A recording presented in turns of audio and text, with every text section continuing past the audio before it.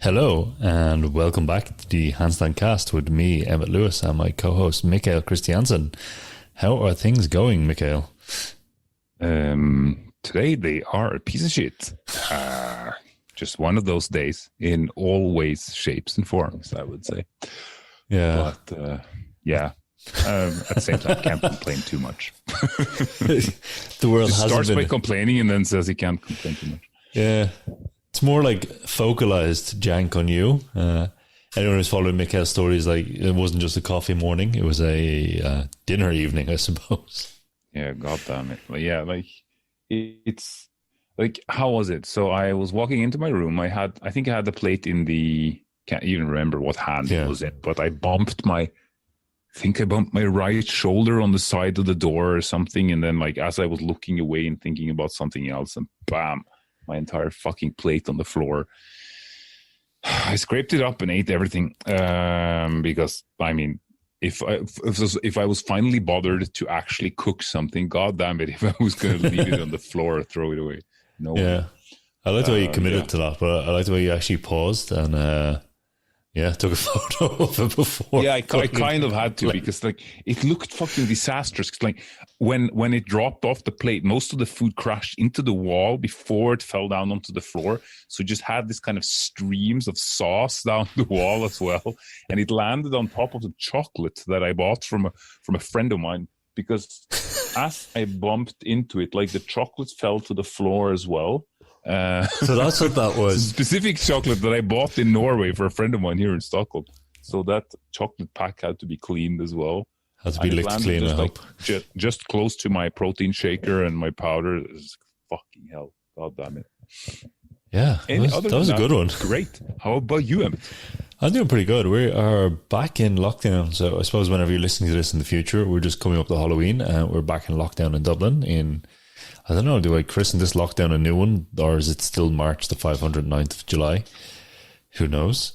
But never ends. Never ending. So we're back. You're missing it because, like, Mika was here from recording some of the new courses, and there was kind of, I don't know, Ireland's got quite a street junkie problem in the city centre. I would say there's a lot of heroin addicts who kind of cause shenanigans. But now it's a bit more in your, I want to say in your face. It's just a bit more obvious because, like, there's no one on the street. And now, I don't know, they're going to have like this heroin addict phone system where instead of calling each other, they just walk around the street shouting each other's names till you find the person you're looking at. Oh, wow. So we've been subjected to that a lot lately, which is kind of funny. But yeah, other than that, it's kind of, I don't know. I kind of enjoy the lockdown, I have to say. Yeah. It's kind of nice. Yeah, mixed feelings. It was nice when I was in the mountains in Norway. Yeah. Now I'm back in Stockholm, and of course here it's just like, it's as if there is no pandemic in all kind of, how to say, in all practical ways, at least. You just do not get the feeling that anything is going on because everything is so normal. And yet again, I am not an immunologist, so I'm not really speculating what is right or wrong with these things. But it's certainly a change of pace and kind of weird after having been in Ireland and then in Norway, where there's at least more measures, and then you come here and it's like, oh hey, yeah, nothing's going, like, it's like, of course there are certain measures happening, but the day-to-day experience of those being there is not so prevalent or in your face. So it just feels as if life is very normal. But I just returned home a few days ago after playing a bunch of shows, and my low back is really busted from just carrying humans around space in the morning twice a day. But it was fun to play shows. It was actually like, I haven't had like a show run like that in almost over a year or more. And actually just playing a bunch of shows in a row is super rough. So the first week I was just comatose by the double shows every day. But it's interesting to see how the body actually just adapts and handles it. I was really worried, like, okay, am I still up to this? Like, I will definitely break. Okay, I can't do this. And you just smash on through it. And by the third day of the second week, I went training in the evening after having done all of it. And of course, it's rough, but it's doable. So that has kind of been a little bit of a plus the last period, I must say. Oh, that's good. It's good. Yeah, I always kind of found that with shows and runs and other stuff. It's like, oh, it smashes you the first week, particularly if you haven't played in a while, and then you're like, oh wait, I remember my efficiency in the show, and then it gets easier. Yeah, definitely. You're like, oh, I can remember my path through the show. It gets just doable. I think you remember like where to breathe extra. Like that's something that I felt a lot in the show, that there's a certain point where I stop during the first scene, which is one of the more kind of physically intensive ones. And whenever I'd stop there, like the first 3 days, I was like breathing like semi heavily. And by like the second week, I was kind of still getting warmed up by that point. So like very different just in terms of energy management, I think. So that's pretty fun. Yeah. I like those bits in the show when it's like, oh, if you're doing a longer show, you're like, oh, I'm not even on for 10 more minutes. I can go like chill out, have a cup of tea, and then come back to it. Yeah, this show, we're like on stage all the time. And the stage is small in a circle with all the children sitting around it. So you're kind of like, you're switched on all the time, which I find often to be more exhausting than if you're able to go off, because you can go out of character, you can go out of your focus. Whereas here you're always paying attention to what's going on. Even if someone else is in focus, you're consciously allowing them the focus. So you're like, it drains quite a lot of energy, just like mentally to be in that state. But yeah, certainly fun too. I'm very happy to get to play some shows now, because it's definitely not the not the easiest time for any kind of performers. And for like people of physical arts, it's basically just fully dry now, and it will be for months and months. So very happy to be able to, like, we did school shows, so and it's kind of government funded in Norway, so that was like a large kind of privilege to be able to do. Are people booking shows in Sweden at the moment? So what did you say? Are people booking shows in Sweden at the moment? A little bit. I mean, I've seen some, they just opened so that you could have 300 people in seated audiences, which is great.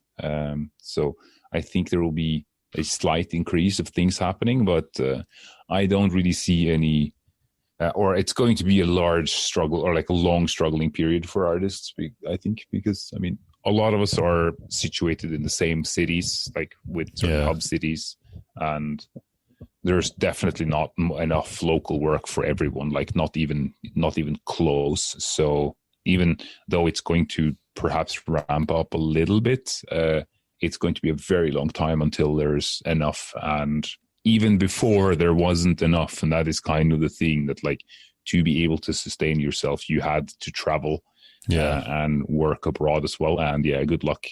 So fingers crossed for performing arts, but I think it's there's a likelihood of a pretty grim future for that in the coming months and years. So I wonder if people are going to go all out for Christmas parties and you'll get loads of corporate work.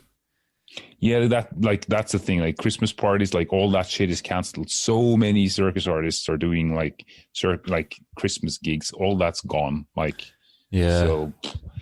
Yeah, because remember when I lived in London and all those Christmas gigs, like in December, it would be pretty common to do 3 or 4 gigs a day, and just be scheduled Christmas party. Just kind of schedule them like, okay, I'll turn up at 10, get a taxi across to the next one, hit it. And then like nothing would happen for like 2 months after it, but it was great because you just fucking smoke it that month. Yeah, I did actually have like, I did a Christmas cabaret show last year, and they wanted to be back, but of course they are definitely not going to have the budget and the possibilities that they had this year. Like now they won't at all be able to get as many customers and all of that. So I'm not even sure if they're going to run it. So that definitely sucks. Just have to see how things go. But what's our topic for today? Now we've been chit-chatting around the bush here for a while. We're just going to chit-chat about nonsense for next while. No. I think today we're going to talk a bit about social media, its history, and its effect on handstands and training, because it's kind of, I suppose it's a bit of an interesting topic, kind of historically as well as what's going on at the moment. So it's kind of like, if you think about social media from back in the day, and like me and you were kind of quite early adopters of the internet, I would say, compared to other people in terms of how we used it and how we sought out information on it, because we were both kind of isolated from things. So searching and like delving into the depths of like all the old school forums, and like, you know, if we think about it, like no one was really doing handstands online pre-gymnastics bodies. No, like not a lot, at least. Like, or at least there wasn't any kind of presence. Like, I mean, I'm sure there were some YouTube videos of like Cirque du Soleil, or like not even. No, YouTube was kind of popularity came out. But even think about like some sort of before YouTube, even like, you know, people can't remember this time. Metacaf, and even before that as well. Like I can remember like hunting for juggling tutorials and stuff like this back in the day, and like they'd be on news groups if people remember them, like Rec.Juggling and Rec.Circus and stuff like this. And you'd be looking up and like someone might have got lucky and would post something, but it would be short, like 30, 40 second kind of clip of them doing something or stuff like this. And then you'd have like a stash of VHS as well, of like, I had a stash of, or there's like one of these VHSs that went round where someone had recorded loads of circus people's promos onto it from some agent's office. And then you could be able to double stack it on the VHS and record your own one on the long play mode. So there was about a 2-hour long video of like 5-minute acts from people showing like their promo. I can even remember I think my first meeting with any kind of like online thing in terms of training was when it was in the 90s, when I was like getting into breaking, or like getting interested in breaking, because I'd seen the It's Like That music video by Run DMC versus Jason Evans. It's actually the crew Soul Control that is there.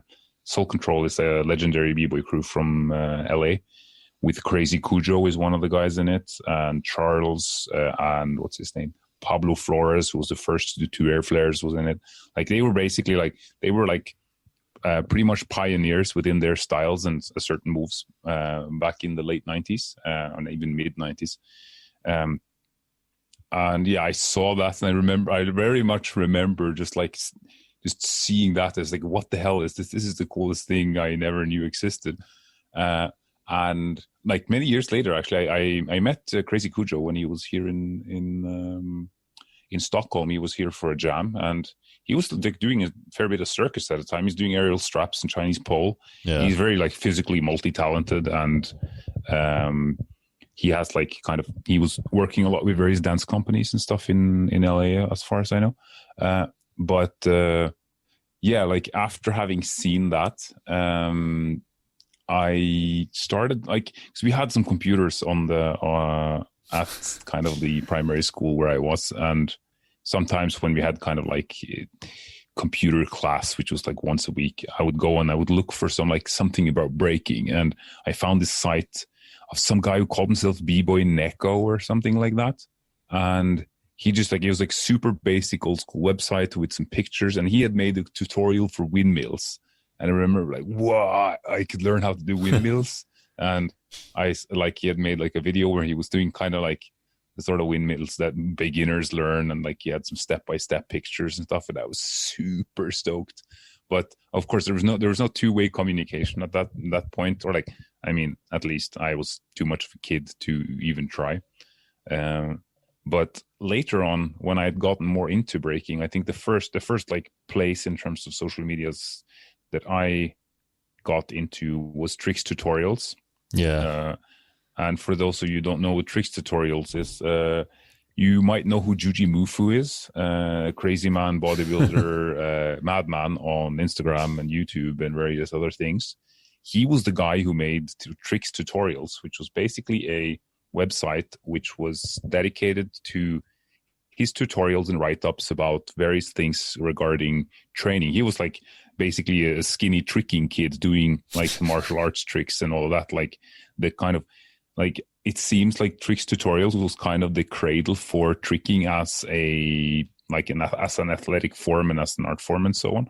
And like very much like driven by him and a bunch of people that used to be on those forums. And it was like a large forum at one point with not only tricking, but like loads of other like sub forums as well, training and nutrition and like loads of nonsense. And there's many people that I remember meeting there for the first time. Like Yuri Marmerstein was one of the people that I first got in touch with there, and this was like around 2003 maybe. Yeah, and I think like I don't remember when they took the forum, or like I think when Judy stopped maintaining it, but the forum was up for many years at least, and I still think it's the best place I've ever been on the internet.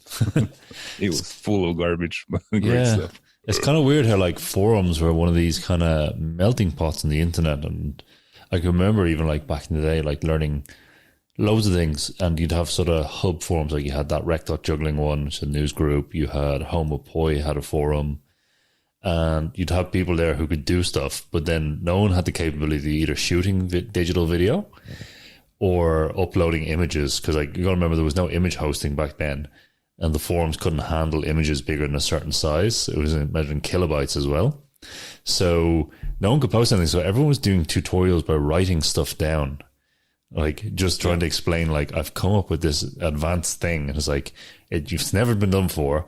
The community is so small for this very niche activity that you're just not going to see it. So here's my text description of it. Try come up with it by yourself. Or here's how you do this flip.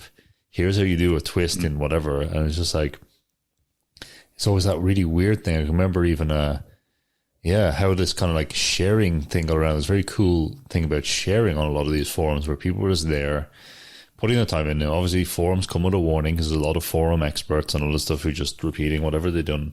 I think this is probably the downfall of forums, was the forum experts.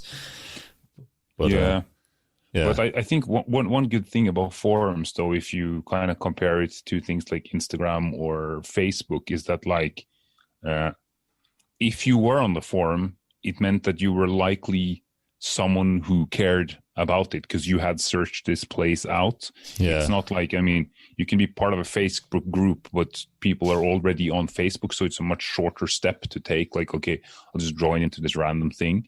And I feel like forums, since they were kind of more a hub of people sharing an interest, they're like discussions and things like that would seem to kind of carry on for longer, and sort of like the various topic having specific like having a little bit of depth, and also they wouldn't suffer as much from like the information overload as nowadays, where like you're basically swamped in so much stuff that you don't really, like, it's very hard to filter out what you're interested in versus what you aren't. And that's what I like back on Tricks tutorials as well, that like it's like there was a lot of like nonsensical things on purpose, but it did have this kind of funny atmosphere. And there's this, now I remember the best part about the Tricks tutorials forum was that sometimes Juji would just, he would do something, I don't know, like he would basically flip some switch on the forum so that everyone would lose their name and lose the kind of their little picture that would describe them, and it would be replaced by saying moon face, and then having a picture of this moon with two eyes. So everyone on the entire forum had the same name and the same avatar for a random period of time as he saw fit. And it was absolutely hilarious, and just like this kind of nonsensical thing that would happen every once in a while. And it very much stands in style with the kind of character that he is, it seems. I've never met him, but like he's always had that kind of sense of humor that he does now, like even 20 years ago. But I think that's kind of one of the interesting things on forums as well, is like, instead of social media where everyone is like trying to make their digital avatar the thing, in forums everyone was anonymous, because it was the early days of the internet when everyone was like, hide your identity in case hackers molest you or steal you and all this stuff, and like, don't give out who you are on the internet. Everyone was like very internet, like, don't share shit. So everyone had like a username, and the username was just like, okay, that's it. So then you're kind of anonymous, which is a good and a bad thing. But then it just meant like your advice and your contributions to the forums and to the other stuff had to just stand by themselves. Yeah, that's true. Which is kind of interesting, because then it's quite easy to... It's one of those things, like, let's say if we go on to part of the problem, say Instagram, we'll get to Instagram a little bit later anyway, is just like someone who's really good at what they're doing can wow people into thinking they know what they're talking about in training terms or in other terms, like, you know, domain intelligence. I'm really good at handstands. I'm really fucking good at handstands. So then I know what I'm talking about in nutrition. And whereas in forums, it's just like, okay, say your piece, put down, someone will, like, if you say something wrong, like, let's face it, it's the internet, you say something wrong on these kind of discussion forums, someone will correct you if you're wrong. It's the fastest way to get an answer. If you want something, post something wrong. So then it's like, oh, it's very easy to kind of segregate out when, like, okay, this person knows what they're talking about on these regards, but doesn't know what they're talking about in nutrition. So, you know, okay, I'll listen to this guy on strength training, I'll listen to this guy on nutrition, but I'm not going to listen to the strength guy on nutrition or stuff like that. So it's kind of, it also, like, and nowadays you have the access to kind of like, you can, like, if you have awesome video editing skills, for example, you can make almost anything look really awesome and kind of impressive, and you can build your ethos off of that. Whereas, there it was much more just like, you just brought what you had to say to the table, and that's all you kind of had going for you, since there wasn't much more to be able to bring across. And I mean, for good and for bad. But I remember I did find it very fascinating back then. Like, remember, like, also tricks tutorials, just to kind of end that is where I wrote my first handstand tutorial. I think that was like late 2007, maybe, when I just started training with Corey, my first coach, and I kind of had like my knowledge from breaking from before, and I just tried to make something where beginners could like start learning how to do some handstands. And I would even include like how to make handstand blocks and stuff. It would be like, it's probably impossible to find, or maybe there should be an archived version of the site. I should definitely go and look that up, because I remember I did even put a couple of pictures in there and stuff. It would be hilarious to find that again. I'll actually go and see if I can do that after we finish the cast. But yeah, I think that like a lot more things started merging together. Yeah, around the time. So like when gymnastic bodies had their forum, being kind of a place where a lot of people would discuss and try out various training forms. Must have been like 2008, 9, something like that, right? Yeah, I think it would have been around there. It would have been when I was still in circus, because of 2006 almost, I think like Coach Summer sort of came to a forefront. This is what I really liked. Like, Gymnastics Body was a very interesting forum as well, because Coach Summer kind of set it off after he was on the CrossFit forums. I can remember this because I was trawling them, going like, oh, this guy knows what he's talking about, which is rare to find someone who knew what they're talking about in bodyweight training. He also invented the kipping pull-up on that forum, or not invented it, but made it popular. So you can thank Coach Summer for that. It's his legacy in all these things. So yeah, then he set up his own forum after kind of having a successful, he wrote an article on T Nation, which is kind of, this is the interesting thing, is we start looking at the root of a lot of these training techniques and other stuff that goes around. A lot of them can be traced back to forums. So he wrote an article about tuck planche and how to train tuck planche and front lever. Yeah, I remember that one. Yeah, it was Dragon Door, yeah? Yeah, it was on Dragon Door. It was on Pavel's site, and then he had another one about Iron Cross on T Nation. And it kind of took off from there. He made his own forum, and his forum, like the gymnastics, but I was on it, you were on it at the same time. Ito was on it, Josh Naderman, Yuri, Kit Lachlan. It was just like really interesting melting pot. It was really cool for a lot of time. And like Coach Summer was really generous with his knowledge. You know, he knows a lot. And it's kind of one of those things that if anyone ever has a link to Coach Summer and says, you know, please release those books you always talk about writing. I know you release them as kind of the courses, but I'd really, as a coach, I'd really like to read his thoughts on apparatus training and physical preparation for the apparatus skills, and the specific ones, not just the general ones he's kind of released. That would be cool. That's a segue if anyone knows. Or Coach Summer, if you're listening to us, please do that for me. Anyway, get your thoughts down on paper.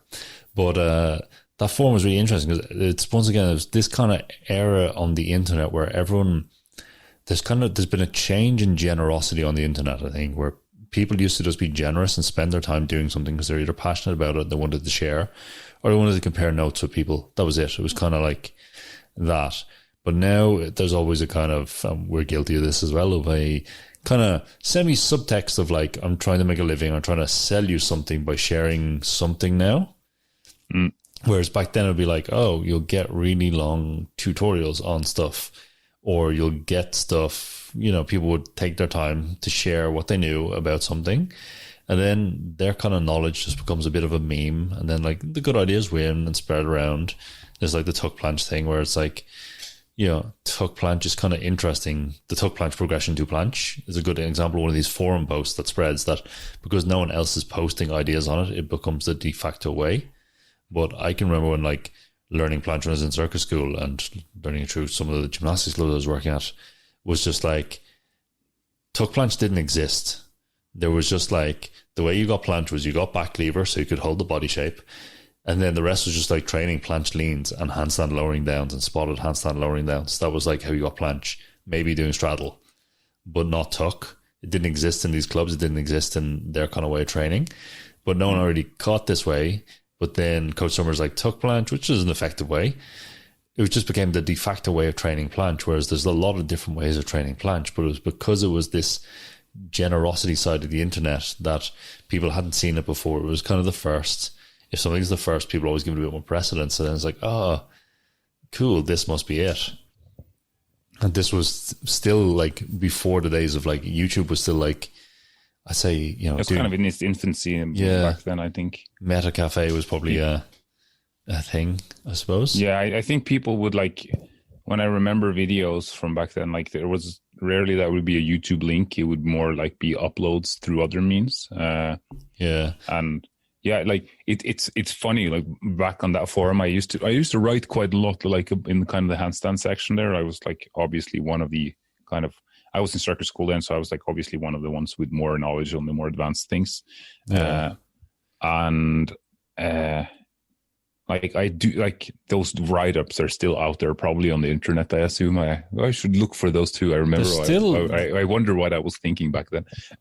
But what the funny part is that like I have loads of people that I've met that are like, oh yeah, I used to write the things that you wrote. There's like, oh yeah, guess that's cool. But I have a friend of mine here in Stockholm. She's a Mexican circus artist named Lane, and we know each other very well. And then suddenly she says the other day, "Oh yeah, I used to write or read on that forum." It's like I read some stuff about handstands. I'm like, huh, maybe I wrote that. And she's like, "Oh, were you that guy?" So like suddenly I'm like, I hear people that I've known for years and years that also kind of like traverse the same kind of forums. And of course that it makes sense since there wasn't that many places back then. So it's naturally that people would gravitate towards those venues. But like, I mean, as with that site as well, like when they kind of wanted to market their direct product more, and then there became less space for kind of those types of more free-flowing discussions and kind of more discussing the alternatives and the various methodologies. And of course, this is something that happens with marketing and people wanting to sell something. It's understandable, but I really missed, or I have kind of missed since those days, kind of that type of platform. And I mean, nowadays you do have Reddit to some degree, and you have stuff like Instagram and stuff, but it just, I think it really, even though it's a very good thing that a lot more people are now involved with doing these things, and that's great. There exists an enormous amount of information overload, and I think not to spread any hate on that particular group, but for example, on Facebook, the group called Handstands Anonymous is a very, very great example of this, because you can just go in there and someone posts a handstand, and then you have 18 different answers on it on how they should improve their handstands, and there are 18 different things by 18 different people, and rarely many, or like it's quite common that not too many of them are particularly experienced. So going in there and reading it is like, oh, hey, this was very interesting type of comment someone gives. And since it is kind of that type of public forum where it's easy to join, and then it like kind of the expertisism kind of gets spread out so that everyone is kind of taking part in it. And I feel that kind of, then it just becomes kind of a doghouse where there's just loads of barking and like there's very little relevant discussion to be had in comparison to the amount of input there that comes in there. And that's not to say that like it's that only experts should talk. That's not the case, but it just becomes very hard to have meaningful dialogue or kind of exchange of ideas in such an environment, I feel. Yeah, I think it's like part of the Facebook issue on all the Facebook groups compared to a forum is forums are very good for persistent content and dialogue style content where like you'll have an idea or you're sharing an idea. And like a lot of the time it can be very difficult to explain an idea on a post or a few posts. But, you know, if you're kind of talking around the point and other people are riffing off your point, you know, people get involved in it and there's a conversation that gets maybe spread out over 4 or 5 different topics and it's kind of persistent. So then it's like, oh, you know, oh, I found this guy, like you find someone on a forum, you're just like, oh, cool. I found this guy, Hand Bouncer.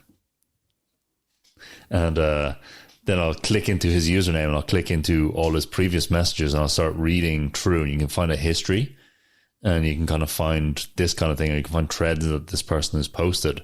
So you're beginning to build a picture of this person's training philosophy as much as anything else or whatever sort of philosophy they're doing on. That's kind of missing because you can't really search. You can search by user on groups, but you can't really, and it's not as intuitive. And that kind of means you're missing the conversation is always immediate. It's not like, you know, it's not it's not a dialogue. It's not a consistent thing that's building up. Whereas just like that's the thing. What I think there's been a change on the internet is it's changed from persistent content, where it's just like, okay, you can have a good, obviously it does this as well. You can have a good idea and leave it to immediate content. The content must be there immediate. It must be thing, and then it'll be forgotten about the next day.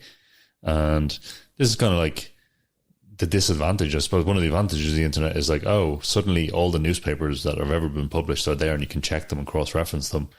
You know, suddenly someone makes a really good video about something or a post or an article or something. It just stays there. It's not like a newspaper or magazine where it's gone. Whereas now it's kind of like almost gone the opposite direction, I suppose. Yeah, I think it's also these kind of like when you create a thread of discussion in many of those types of newer social medias, it's just like how to say it feels like they fizzle out very quickly. Like there feels like there's very little incentive to come back and keep on adding content to it. Whereas like if there's a like again like I don't want it to sound like old forum good, new social media bad. I mean it's not about that, but all of these technologies are very new and they do pose loads of different challenges, as everyone are quite aware of nowadays. But I do think that this, as you say, like the conversation feels immediate and like it just doesn't seem like you have much of an investment. Because if you are on this forum, you are a part of this forum and you might go in there and keep the discussion going. And I mean, like, I still follow a few kind of forums online. Like, I mean, for example, a couple of... So, yeah, one of the things what is interesting on that point of, like, conversation being immediate is, like, if you go onto Instagram, so let's say, for example, like, there's a lot of, like, in everything, there's a lot of people who know their shit on that platform. And there's so many good comments that are put under people, you know, if they're asking for advice or whatever, in all disciplines. You see it in everything. I see it in some of my hobbies. I see it in this. Whereas like someone who's really advanced will give a really good comment. It'll be like, okay, cool. That was really good advice. There's not really an easy way to bookmark that comment and come back to it. And the comment, because it's hidden in the depths of something, doesn't become part of a bigger conversation. So it's kind of like, you know, if I was giving a technique, so one of my hobbies is leather work, and there's a lot of leather workers who share kind of offhand comments about like a tip that's really useful for a certain technique. You can save the post, I know, or screenshot or whatever, but then it doesn't get into like a piping discussion, piping being a part of your leatherwork construction, where it's like, oh, this is how I do it, blah, blah, blah. And then someone will jump on in the old form thing. You're like, oh, I do it like this, but then I add something else. What do you use on this bit? And it can, like this does happen on Instagram, but then it's like, if you find something like that, if you don't save it then and there, you've kind of basically lost it, unless you can find that photo again. Yeah, I think there's also like, just one thought I had now is, I was just thinking anthropologically about the kind of how we view from kind of a social standpoint a comment on Facebook or on Instagram or similar types of social media. I do feel that there is a like you don't take them as, how to say, seriously is maybe the wrong word, but like they are perhaps not as much of a field where you feel that they're actually there for discussion. They're more for you to say something, but they're not there so much for discussion, particularly like in Instagram, particularly, I think, since like that is more kind of, there is a picture or a video, like it says something or it says not, and then you say a thing underneath, maybe someone responds, but like it doesn't really, like, perhaps it's the expectations of discussion is not there, nor are they facilitated by the actual format of the platform. Yeah. So I do think that like it just feels like not the place to have a discussion in terms of the content production side of it. But on the positive side, though, and I mean, this is more the kind of, now we've kind of ranted away on like I was just going to say that we should do but the positive side of the gram. yeah, because like, of course, the positive sides is like, just like we even started with saying, like, okay, you, even back in the day, you come to a forum, suddenly, bam, oh shit, there's loads of people that are interested in the same things as me.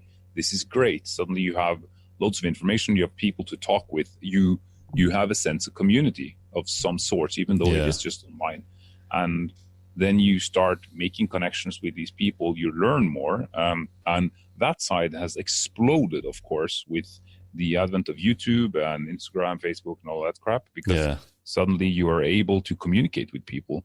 I remember back in the day, like 2009-ish, when it's actually funny, I was writing with Andre Morari here the other day about that, like, because I remember his very old YouTube channel back in 2008 that I found with some of his old acts on. Yeah. And that was in the beginning, when there was like, you could find a couple of handstand videos by Cirque du Soleil on YouTube.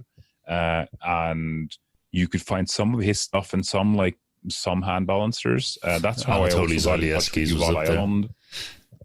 What did you say? Anatoly Zalieski's was up there. I remember that was a perennial favorite. Yes, Anatoly Zalieski. He was like, that act was there.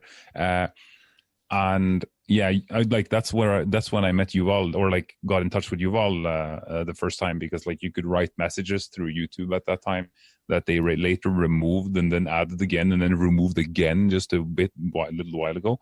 But yeah, I got in touch with him. I got in touch with Chris Jones, a sport acro I think he was world champion, British guy, who had posted a video of some handstand training in his sport acro gym, which blew my mind because I hadn't seen sport acro at the time. And then you have these mutants who just do all the hard tricks in a row, just smashing it on one arm, and you're just like, oh, hey, where did these guys come from? Never saw them before.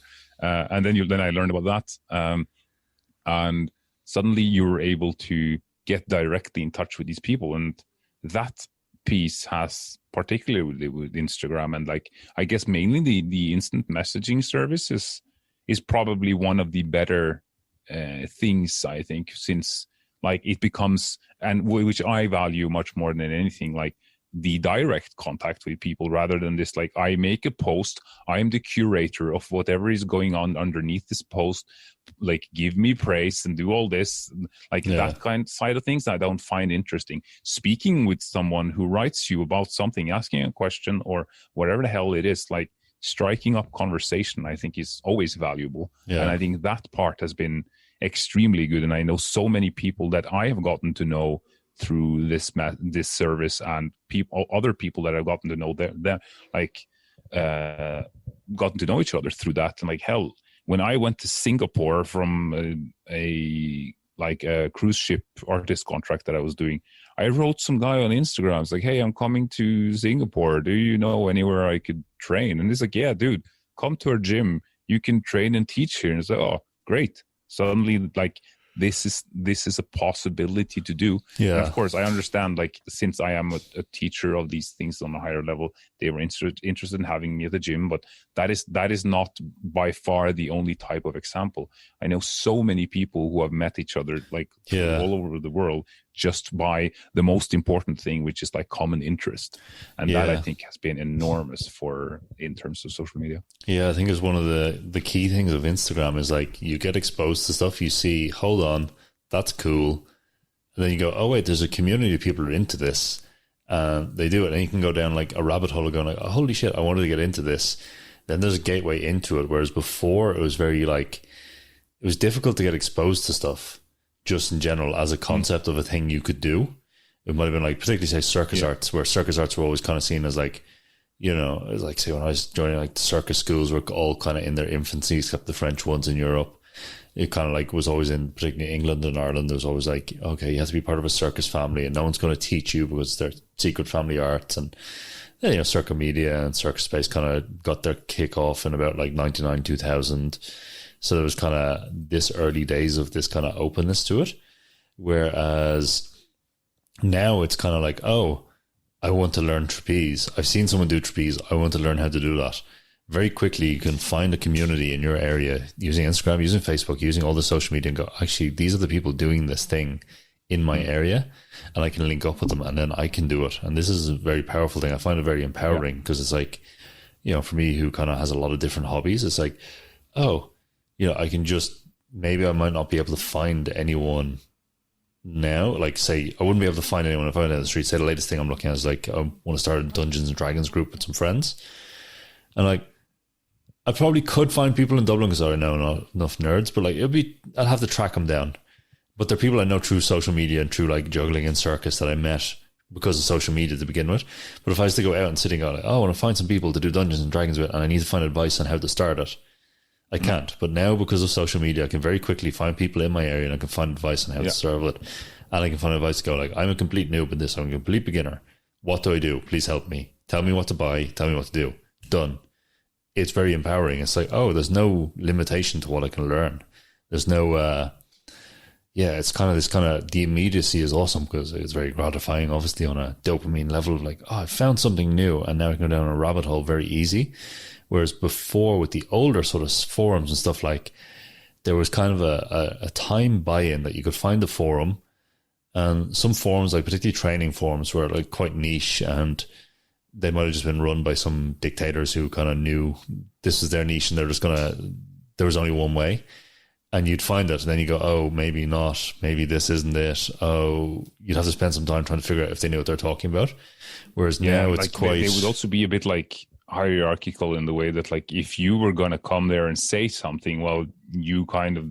And like that's a good and a bad thing too. You had kind of to quote unquote prove that you had something to come with there, or else like they'll just tell you to fuck off kind of. And I think that is like, yeah, there's some good things about it because it would mean that you would have to get involved if you wanted to join the conversation. But at the same time it could be kind of elitist, I think. It's definitely, it's one of those things like the forums like lurk more. Like I remember getting asked that so many times when like asking questions on places I find or other stuff, and like the answer would just be lurk more. Thanks guys, lurk more. Okay. And like there's a plus side to that and a bad side, but now it's kind of like it's a very, the new social media or social media, whatever's coming next, is very like, okay, I want to do this. Okay, I can find a way to start. Is it the best start? Maybe not. Doesn't matter, you're a beginner. You won't be able to have discernment anyway until you try a few things. But it's just this kind of, the immediacy is good for that. It's like, oh, I want to find teachers. I want to find people in my area. Done. It's very simple. And I think that's great, particularly for like niche activities we're doing, like handstands or circus arts or pole dance or break dance or anything. It's like you can very quickly find the weirdos and find the weirdos who are into your thing and find the community. That is also though like one thing that like maybe like that frustrates me a little bit about like, I kind of hesitate to call it a handstand community because I still find that a weird word because it's people have so few gatherings. And that is exactly the thing, that it very easily, and you kind of saw this a lot with many of these kind of like communities within like various movement things, that like, it becomes kind of largely an online presence that is the quote unquote community. And that can frustrate me sometimes when you get the very distinct feeling that this is much more an online kind of, we one up each other on Instagram, or kind of like the conversation is all there and very, very much less in person. And I mean, nowadays with the pandemic and stuff, yes, like I'm all for it because, hey, this is what we at least have. So it's it has definitely its good sides, but I think like the more it leads to kind of real, actual, real world meetups, the better it is, so that people actually get to know each other. So it's not just kind of this, like everyone kind of builds their persona and avatar online, and then that's what it is. Like, I don't want people to meet me and feel like, oh yeah, this isn't the guy that I kind of seen on social media. Like, he hasn't spilled his coffee once. But I mean, like, if you create like a discrepancy between those two things, then I think it's just going to be difficult to be a person in real life. So I'm definitely much more of a proponent for that. And that's like very often, like last time when I was in Oslo now, like just like some people asked me for a class, and I was like, yeah, we can do one class, but like on Sunday we all just go to the gym and fuck it, we just train together. I'm not any more special just because I'm good at standing on my hands. Come and join. Like, I think that part is also important, and particularly even from the side of people like kind of us then, who are kind of, I hesitate to call it, but like we kind of have a name within what we do, and just like treating that as some kind of like elitist special bullshit is kind of also just a complete waste of time, because I'm interested in the doing, and the doing happens together with people as well. So I think that is like a very important thing. It's definitely go on. Sorry, I was just thinking, like, I can remember, say, just trying to think of people I met for, say, handstands and movement and stuff through Instagram. Yeah. I can remember, actually, one of the interesting ones is that we have Andy Myers here, who runs the movement studio in Dublin, which would, as far as I understand it, and my open to being wrong on this, I think it was the very first movement gym in the planet. It's very like, it was before there was movement in Israel, it was before like anything. Edo wasn't that well known as well, and these kind of things. And I think they were very influenced by Edo, obviously, in the time. But so Andy, I met Andy through social media, because he's seen me do something and comment on my stuff, and I comment on his stuff, and we've done handstands. And like, the three guys who run the gym, it was like, at the time, it was Anthony Claffey, Andy Myers, and Vincent V, who's a very good handstands coach by himself. Now Andy kind of does other stuff, and Claffey works as a physiotherapist. But they're like, oh, come on over. And, obviously I knew more than them about handstands. They're like coming over, and we're like having this informal kind of meetup where Andy was into making coffee. This was his thing. Specialist barista fancy coffee, where they had that, the pepper grinder thing that takes about an hour to grind enough coffee to make coffees. And obviously you have to taste your coffee. But they're like, oh, come over, handstand and coffee. So we were meeting up for handstand and coffee on a Saturday morning, just meeting up and doing stuff. And it was kind of informal. And then from that, people kind of started to find out what we were doing. So we started having a class, or Andy was just like, to cover some of his costs, and Jim was having a class that was like charging in. And I was turning up, and I was just teaching for free, teaching a 2-3 hour class. It's kind of a very loose format in terms of thing that I was like, so anyone who's a beginner, didn't know what they were doing, would be given stuff to do and shown the ropes. No kind of elitism. People who knew what they were doing would be jamming off each other, which still kind of goes on in the class.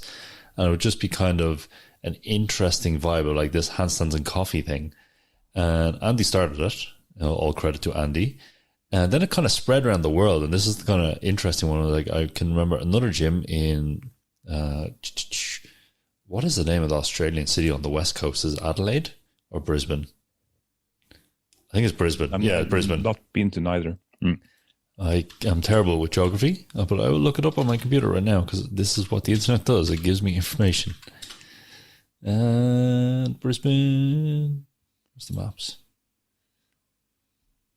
Opening up. I think it's West Coast. Go. No, that's not Brisbane. Brisbane's north. Oh, it's Perth, isn't it? That's the one. Oh, disaster. I've been to Perth. Perth. Obviously, we don't know how the opposite end of the world looks. Yeah, I don't know geometry anyway. Or geography. I don't even know the name of the thing. Anyway, so in Perth, there's a gym run by a friend of mine, Sam Farrell, who he started running his own handstand and coffee class on a Saturday morning at the same time slot as I, basically copying the class. And then I can remember Andy getting a bit like annoyed that someone was like stealing his class, basically, or stealing his idea or other stuff. I had a bit of a rant at Sam online, but then they made up, and like they're both really cool dudes, and they both really would be into what each other do. And I remember seeing this kind of like little spat on Instagram kick off or on Facebook or something, and he's like, "Could you not just call your class something else?" But then they made up, and obviously they still do their classes. But like I remember, like a couple of weeks later, they were sending each other like T-shirts and sweatshirts from their gym with their logos, and you know, they're kind of like bonding over like this handstand and coffee thing where they never met, opposite sides of the planet, but they both own gyms and they're both kind of into handstands. So it's kind of one of these interesting things that like we do have a community, and it's very interesting. It's very easy to make friendships online if you kind of take it to that direct kind of route. Kind of what Mika was saying. It's like, you know, it's always that idea of flirting around in the comments and commenting on stuff and other stuff, but like you can actually have a connection with people, and that's kind of interesting. That's what I find. That's what can be empowering, because it's like, I don't know about you, but I get somewhere between 20 and 80 messages a day on social media. I take my time to try and answer them all if I can. And, you know, it could be questions, it could be other stuff, you know, and I will answer them. This is the thing, you know, sometimes I can get better answers than not if I'm busy or not, but it's still this kind of like, you can reach out and make connections, and you can do this with like normal people. You don't have to be like, oh, I need questions answered by Mikhail. There's other people in your area who might actually have the answers as well, or there's other people in your community, or there's this kind of idea of just going like, hey, you guys in the same city, let's have a meetup. I know that sounds weird, but like, yeah, fucking hell, it can just be like, this is how like a lot of the longer running, say, circus meetups in Ireland that have branched into like professional associations started with people saying, let's meet up in a park on a Tuesday. And now they're like, the people are like, have their careers out of this, that kind of stuff, just because people are meeting up doing the same thing and going, oh, actually we can make this a thing. So it's very easy. This is the thing. It's much easier to transition to an offline online kind of thing as well, by just saying like, oh, let's just have a meetup. Let's just, you know, we'll be in this park at this time doing our thing. You'll see us. Why? Because we're staring at the floor. We could be antisocial together.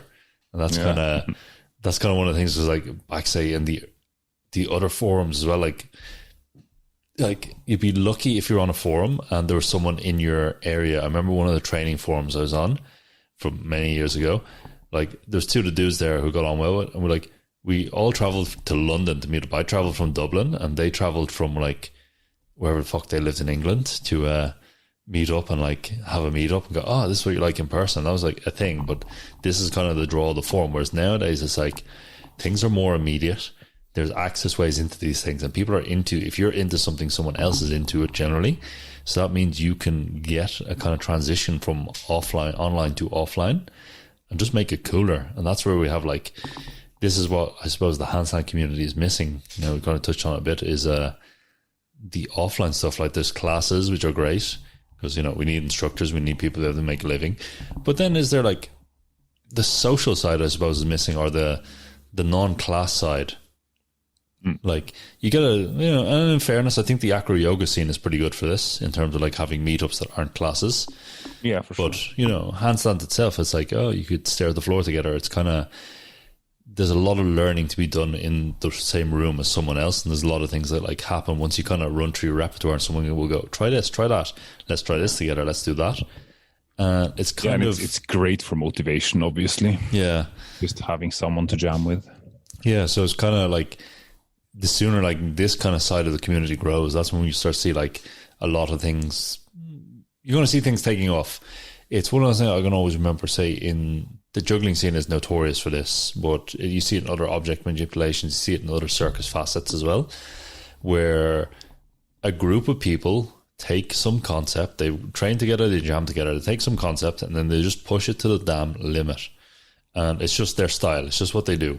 Like we can think of, say, just for people making out know, like Wes and all them in Sweden, who just have a very particular style of juggling. But you see it where it's like something that you wouldn't have glossed over, and then people, obviously there's kind of a push on creativity. You'll see this in probably breakdancing as well. It's like someone picks up on like one specific thing, and then because they're doing it and their friend sees it and they go, oh, that's really interesting, I want to try push that kind of thing to the next level. And the kind of like, you get this kind of vibing happen, and suddenly you have this crew, like 4 or 5 people out of nowhere who suddenly have this very unique thing that no one else has seen before. And it's kind of, it's handstands is kind of, it's going that way. Like, we know the techniques, we know the classical jazz handstand. So like, this is how you get this line, this is how you point your toes, this is how you do that. Whereas the creativity side of things will come from the community level, I think, more so than anything else. And you can see it, like, you know, even in your work in the company you're working with, where you're putting all the people together who can do all the things. And now it's like to find a way to not do all the things you already have done 1,000 times, but to find a new way. Yeah. So is that kind for of, sure. you know, putting people in a room? I think there's a lot to that thing of coming together and playing around and trying things together. Like, I think in terms of motivation, I find it extremely important. If I just do things alone for way too long, I just kind of lose kind of a little bit of the drive for it. And I think that of course, like, humans are social creatures. So like the social satisfaction of being able to enjoy an activity, discuss it, and like kind of share the passion is very important. But there's also this other aspect that I've thought a lot about in terms of this, social media's, how to say, influence on kind of the training of handstands. And I think that one has been enormous, for good and for bad. But I think mainly for good. I think that traditionally in the circus way of teaching handstands and kind of the sports way of teaching handstands, there's been very much of kind of a top-down decided method. This is what you do. This is how it looks. This is how you train because it worked for this person, and this person. But like, there's been very little questioning, and within the circus, a lot come from my experience. Like, there's almost no discussion as to, okay, why do we do this? Now it's just like, it must be done like this, it must be done like that. No, it mustn't.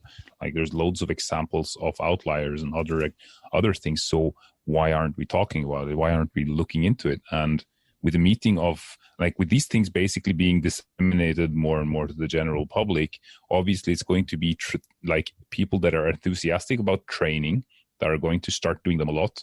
And those people, if you have like 1,000 of those people, quite a lot of them might be interested in training theory, sports science, etc., which basically has been like, circus training has been devoid of those things to like way too large degree for way too many years. And like, I mean, you could go through circus school without knowing what intensity, frequency, and volume is. And that is absolutely preposterous. I went to circus school without having those three concepts ever mentioned, ever. Same here. That is ridiculous. So I think that like with the increase of these types of new language, new analytical tools, and also the fact that suddenly all these techniques are being tried and tested on thousands and thousands of people, you could actually start to see, okay, what is effective and what isn't? Because a lot of like the kind of old school methodology won't work if you're asking like a 30-something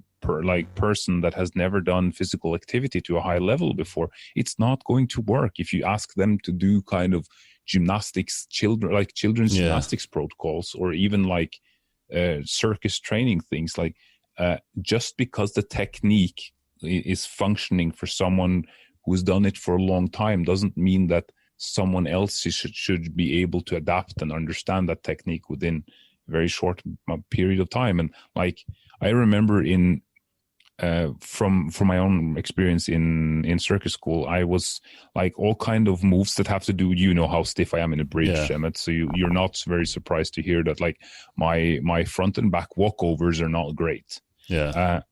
And there was these kind of like soft acro twisty walkovers that I was trying to do them for so long, and people would just be like, oh yeah, but push your hips forwards and then you just get up, no problem. And like, I tried and I tried and I tried and I tried through classes for 3 years. I couldn't push my hip forwards. And then like years later, I just realized that, hey, like I'm too weak in my hip flexors and I'm too stiff in my hip flexors. So like that isn't an option for my current body.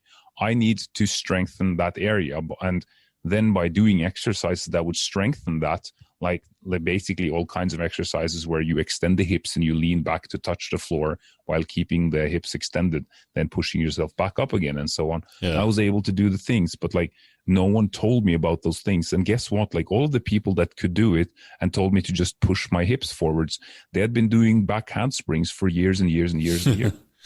Yeah. It's definitely one of those things. It's just like, yeah, a lot of things are just like, that's the way it's done. If you can't do it, then you can't do it. And I think that is just such an important kind of thing that is missing from the circus side of things. And then, of course, in the other direction, there's also things such as kind of a lot of the like people out there that are teaching handstands that might not necessarily have been involved with it for a significant amount of time, such as a lot of the people in the circus have. So, I mean, there's things come from both sides there, but I think definitely on average, the impact has been good. Yeah, no, definitely. I definitely agree. We wouldn't be here doing this if we weren't part of the social media sphere. No, exactly. Yeah. So I think we should wrap it up there. That's our time. I think that's. I think it was a good rundown of social media, where it started back on the forums, all the way back to forums, news groups of like weirdos who were just kind of weird. And now it's like, hold on, there's a community, and because there's so many of us, we're not that weird anymore. Until someone asks you like what you do for a living, you say, well, I teach people to stand on their hands. And like, what? I was like, yeah, I teach handstands and flexibility. What do you mean? I love that conversation. I don't know if you have that one. I suppose you have that a lot. Yeah, like, a fair amount. Right, we will wrap that up. As usual, I've been Emmett Lewis, and I'm here with Mikael Christiansen, and we are Handstand Factory. If you would be interested in learning anything, we have all our courses available on handstandfactory.com. The courses support the podcast. And yeah, other than that, thanks for listening to us ramble, and have a good week. Cheers.